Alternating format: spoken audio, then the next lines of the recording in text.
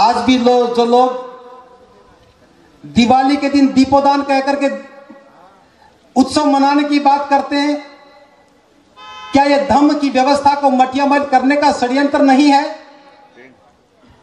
कोई बुद्धिजीवी बताए कि दीपोदान में दिया किधर से जलेगा और दिवाली में दिया किधर से जलेगा। दीपोदान में दिवाली में का अंतर बता के बताए। हम बाबा साहब के मानने वाले लोग अगर बाबा साहब का अपना आदर्श मानते हैं तो बाबा साहब की बात पर भरोसा करना चाहिए। अगर दिवाली दीपोदान होती तो बाबा साहब बता करके जाते। 14 अक्टूबर 1956 को बाबा साहब बुद्ध की शरण में गए। उन्हें अच्छी तरह से याद होगा कि 20 दिन के बाद दिवाली आने वाली है, लेकिन जिक्र तक नहीं किया।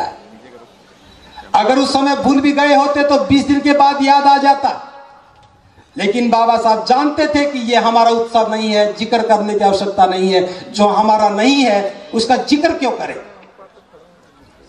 लेकिन उत्तर भारत में बहुत सारे विद्वान पैदा हो गए जो बाबा साहब से ज्यादा विद्वान, जो बाबा साहब नहीं खोज पाए उन्होंने खोज लिया।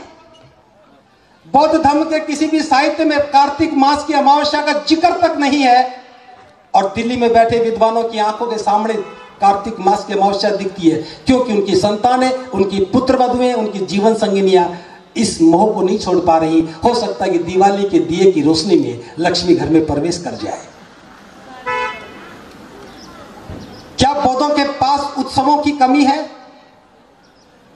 जब तक धम्म हमारे आचरण में नहीं आएगा हम कैसे बौद्ध बनेंगे? आप बौद्ध बन गए, कौन सी परंपरा बदली?